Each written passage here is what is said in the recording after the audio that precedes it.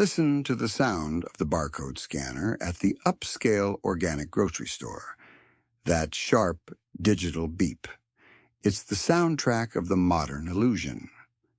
The man standing at the register, let's call him Ethan, is wearing a $400 minimalist jacket. He casually taps his titanium credit card against the terminal to pay for $80 worth of artisanal water and grass-fed beef. He steps out into the parking lot, hits the button on his key fob, and the lights of an $85,000 electric SUV flash in recognition. To the high school kid bagging his groceries, Ethan is the absolute picture of success. He has won the game, but the kid doesn't see the math. The kid doesn't see the silent panic attack Ethan had at 3 in the morning when his banking app notified him about the upcoming property tax bill. Ethan makes $160,000 a year, and he is completely, irrecoverably broke. Not the kind of broke where you sleep on a friend's couch. This is the new, dangerous kind of poverty. He is premium broke. He is a high-income earner who has meticulously engineered his own financial suffocation, signing contract after contract to ensure that every single dollar he makes is immediately surrendered to a bank, a dealership, or a subscription service. Ethan's titanium card is basically a life support machine for his ego. His electric SUV requires a monthly payment of $1,200 plus a brutal insurance premium. His luxury apartment in the trendy downtown district consumes 50% of his take-home pay. He doesn't own his lifestyle. He rents it from a system that feeds on his desperate need to be perceived as wealthy. He is a financial hostage suffering from Stockholm Syndrome. He loves his captor because his captor gave him a status symbol to post online. We live in a bizarre era. By the year 2026, the performance of wealth has become completely divorced from the possession of it. The aesthetic of success has been weaponized by an industry designed to keep you on the treadmill until you die. The algorithm has trained an entire generation to believe that if you aren't wearing the logo, driving the European import, and broadcasting your consumption to avoid of strangers on the internet, you don't exist. Society has normalized the absolute absurdity of borrowing money at 9% interest to buy depreciating metal, just so the guy in the lane next to you, a guy you will never speak to, thinks you have a high net worth. Think about the psychological sickness of that transaction. You are literally trading the finite hours of your one and only life, dealing with a toxic corporate environment, just to pay the interest on a cage you bought to impress people you actively dislike. And the system loves this. The banking infrastructure is designed to reward this exact behavior. They hand you the bait, and you walk right into the mousetrap, convinced you're the one in control because the trap has a leather interior and a panoramic sunroof. Meanwhile, true capital, the kind of money that generates generational leverage, is hiding. It's camouflaged. While Ethan is bleeding his cash flow dry to look rich at a traffic light, the actual millionaire is driving a 10-year-old Japanese sedan, wearing an unbranded T-shirt, and watching his index funds compound in the dark. The true elite realized something terrifying about the modern world. Looking rich is no longer a flex. Looking rich is a liability. It puts a target on your back. It signals to every corporation, every marketer, and every algorithm that you are a willing victim, ready to be separated from your equity in exchange for a hit of fake digital dopamine. The people who actually hold the power in 2026 have actively chosen to look poor. They have embraced invisibility. But to understand why the wealthiest individuals are desperately trying to blend in with the working class, you have to look at the exact mechanism the middle class uses to destroy itself. You have to understand the vanity tax. And once you see how much this performance is truly costing you in unrecoverable years of your life, you can never unsee it. Let's dissect the architecture of this invisible prison. You don't wake up one day and decide to bankrupt yourself for a logo. It's a gradual, calculated grooming process engineered by the mass luxury sector. They know exactly how tired you are. You log 45 hours a week under fluorescent lights, navigating office politics, answering emails at dinner, bleeding your youth into a corporate spreadsheet. By Friday night, your psychological defenses are completely shattered. The system detects this exhaustion and whispers a very specific lie into your ear. You deserve a reward. Phase 1. The premium broke disease. Modern consumerism is not about acquiring utility. It is the desperate purchase of temporary anesthesia to numb the pain of a mediocre existence. You don't buy the $1,000 smartphone because it makes better calls.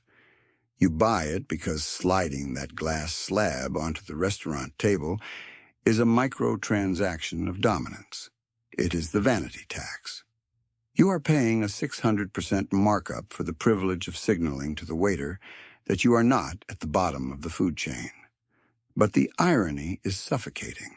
By paying that tax, you guarantee your place at the bottom. You are a lab rat hitting the dopamine lever, trading the actual equity of your future for the digital cheese of social validation. But the vanity tax goes much deeper than the retail price. In the year 2026, looking wealthy triggers a predatory sequence you don't even know is happening. The moment you start broadcasting your manufactured high-end lifestyle online, the algorithmic surveillance grid locks onto your profile. They track the geolocations of the upscale cafes you tag. They analyze the brand of the watch on your wrist, and then the trap tightens. Phase 2. The target on your back. The digital economy operates on dynamic extraction. Once the machine categorizes you as an aspirational spender, a consumer desperate to appear affluent, your digital environment changes. The insurance algorithms quote you higher premiums. The targeted ads stop showing you discounts and start showing you financing options for things you can't afford. You become the perfect prey. A walking, talking profit margin for the financial matrix, because they know with absolute certainty that you will swallow any predatory interest rate just to keep the expensive performance going. This is why the true millionaires of this decade have completely vanished from the aesthetic radar. They looked at the board and realized that displaying wealth is the equivalent of walking through a dark alley with stacks of cash taped to your chest. When you look rich, every contractor quotes you double for a kitchen repair. Every financial advisor tries to siphon a management fee. Every distant relative suddenly has a revolutionary startup idea they need you to fund. Visibility in a financially desperate society is not a privilege. It is a tactical era of catastrophic proportions. The actual elite understand that anonymity is the ultimate luxury. They don't want the VIP table. They want the power to buy the entire nightclub in cash and then shut it down just so they can sleep in peace. They wear plain, unbranded clothing and drive stubbornly unremarkable vehicles because camouflage is the only armor that protects their compounding cash flow from the parasitic nature of modern society. But the illusion is powerful. You might still be thinking that a $1,200 car loan is just the cost of doing business, a necessary expense to build your network or project success. You might genuinely believe you can out-earn the damage. Let's strip away the emotion. Let's look at the actual blood running down the spreadsheet. The spreadsheet has no feelings. It does not care about your carefully curated aesthetic, the brand of watch on your wrist, or the incredibly stressful week you just survived at the office. It only understands addition, subtraction, and the brutal, unforgiving gravity of compound interest. Let's look at the actual numbers Ethan is generating to maintain his illusion. He signed a 72-month contract for that electric SUV. His monthly payment is $1,200. But the bank isn't stupid. They require premium comprehensive insurance to protect their asset, pushing his actual monthly bleed to a flat $1,500. He is injecting $18,000 a year into a heavy piece of metal that sits idle in a concrete parking garage for 22 hours a day. Society operates on a very simple, highly predatory mechanic. It relies entirely on the mathematical illiteracy of the working class. If the education system actually sat students down and explained the opportunity cost of vanity, the mass luxury sector would completely collapse by next Tuesday. Let's apply the lens of opportunity cost to Ethan's desperate need for validation. What happens if you take that exact same $1,500 a month, the vanity tax, and hide it? What if, instead of handing it over to a European car manufacturer to lease your social status, you deploy it quietly into a broad market index fund returning a historic 8%? Over the course of 25 years, that monthly car payment doesn't just grow, it mutates. It becomes $1.4 million in liquid, untethered capital. Burn this into your brain. Ethan did not buy an $85,000 vehicle. He willfully set fire to $1.4 million of his own future freedom. Also, a complete stranger at a traffic light would look at him for exactly 3 seconds before the light turns green. He bought his own financial execution, and he financed the blade. Phase 3. The arithmetic of invisibility. While the premium broke consumer is drowning in the shallow end of the pool, the actual millionaire is operating in total silence. The guy in the 10-year-old Japanese sedan isn't driving that car because he lacks the credit score to upgrade. He is driving it because he understands the supreme power of keeping his capital deployed in the dark. He takes that $1,500 difference every single month and buys the market. He isn't buying stitched leather and polished chrome. He is buying pieces of the actual corporations that enslave the middle class. He literally owns the index that holds the company that manufactured Ethan's overpriced jacket. The consumer debt maze is perfectly engineered to transfer wealth from the loud to the quiet. Every time the aspirational spender swipes his credit card to feel important, he is running furiously on the wheel, generating the quarterly corporate profits that pay out dividends to the invisible investor standing right behind him in the checkout line. The system is a casino, and the people trying to look rich are the tourists mindlessly feeding the slot machines. The people who actually have wealth own the casino floor. But the math gets even darker when you look at what happens to the physical objects you just traded your life for. Phase 4. The depreciation guillotine. You aren't just fighting the lost opportunity of your capital. You are actively being hunted by the decay of the objects themselves. That vehicle loses 20% of its perceived value the absolute second the tires hit the public asphalt. The minimalist clothing lines become aesthetically obsolete by the next season. The flagship smartphone requires a mandatory hardware upgrade every 12 months just to keep up with the intentional software bloat. The machine forces you to constantly update the bars of your cage. If you stop spending, the illusion immediately shatters. You become trapped in a suffocating cycle of infinite refinancing just to maintain the baseline of a fabricated identity. You have to keep pedaling the bicycle, or you fall over. If Ethan loses his corporate job on a Tuesday afternoon, by Thursday morning, he is staring into the abyss of total ruin. His net worth is nothing but a fragile house of cards, held together by high-interest credit lines and severe anxiety. He traded the ultimate human privilege, the ability to look the world in the eye and say no, for a panoramic sunroof. The terminal diagnosis is clear. The math is unapologetic. You are bleeding out. But there is a way to unplug the machine and disappear from the radar entirely. You just have to be willing to do the one thing society actively begs you not to do. Society demands your participation.